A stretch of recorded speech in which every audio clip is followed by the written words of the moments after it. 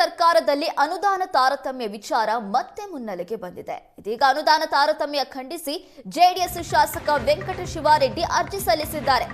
ಅನುದಾನ ನೀಡದಂತೆ ಸಿಎಂ ಮೇಲೆ ಒತ್ತಡ ಹಾಕಿದ್ರ ಮಾಜಿ ಸ್ಪೀಕರ್ ಪರಾಜಿತ ಅಭ್ಯರ್ಥಿ ರಮೇಶ್ ಕುಮಾರ್ ವಿರುದ್ಧ ಆರೋಪ ಕೇಳಿಬಂದಿದೆ.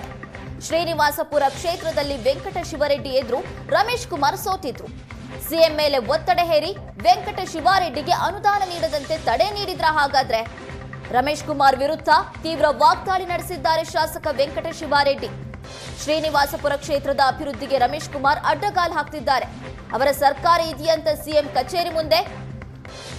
ಕಚೇರಿಯನ್ನ ದುರುಪಯೋಗ ಮಾಡಿಕೊಳ್ತಿದ್ದಾರೆ.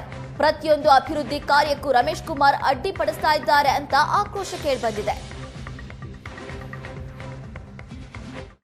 ನಾನು 5ನೇ ಬಾರಿ ಶಾಸಕನಾದ ಮೇಲೆ ಪ್ರಥಮ ಕೆಲಸ ನಂದು ಈ ತಾಲೂಕಿಗೆ ಕಾರ್ಖಾನೆಗಳನ್ನು ತರಬೇಕು. ಕೆಇಡಿಬಿ ಮುಖಾಂತರ ಅಂತ ಕೆಇಡಿಬಿಗೆ ರೆಪ್ರೆಸೆಂಟೇಷನ್ ಕೊಟ್ಟು ಮಿನಿಸ್ಟರ್ ಮಂತ್ರಿಗಳನ್ನು ಕಾಂಟ್ಯಾಕ್ಟ್ ಮಾಡಿ ಅವತ್ತೇ ಕೂಡ ಬರೆಸಿದೆ ಇದು ಮಾಡಿದೆ. ಇದಕ್ಕೆ ಹಿಂದಿನ ಶಾಸಕರು ರಮೇಶ್ ಕುಮಾರ್ ಕಾರ್ಯಕ್ರಮಗಳಿಗೆ ವಿರೋಧ ಮಾಡಬಾರದು. ಯಾರೇ ಆಗಲಿ, ನಾನೇ ಆಗಲಿ, ಅವರೇ ಆಗಲಿ. ನಾನು ಕಾರ್ಯಕ್ರಮಗಳನ್ನು ಮಾಡೋದಕ್ಕೆ ಅನೇಕ ಸಂದರ್ಭಗಳಲ್ಲಿ ವಿಧಾನಸಭೆಯಲ್ಲಿ ಮಾತಾಡಿದ್ದೇನೆ. ವಿರೋಧ ಮಾಡಿದ್ದಾರೆ. ಅವರು ಮಾಡಬಾರ್ದು ಅಂತ ಹೇಳಿ ಮಾನ್ಯ ಮಂತ್ರಿಗಳೇ ಹೇಳಿದ್ರು.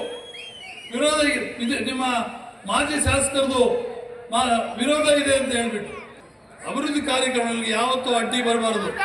ಅವರು ಅಡ್ಡಿ ಬರ್ತಾ ಇದ್ದಾರೆ. ಇವತ್ತು ಮಾನ್ಯ ರಮೇಶ್ ಕುಮಾರ್ನ ನಾನು ವಿನಂತಿ ಮಾಡಿಕೊಳ್ತೇನೆ, ಇದಕ್ಕೆ ಅಡ್ಡಿ ಬರಬೇಡಿ, ನಾವೆಲ್ಲ ಸೇರಿಕೊಂಡು ಅಭಿವೃದ್ಧಿ ಪಡಿಸೋಣ.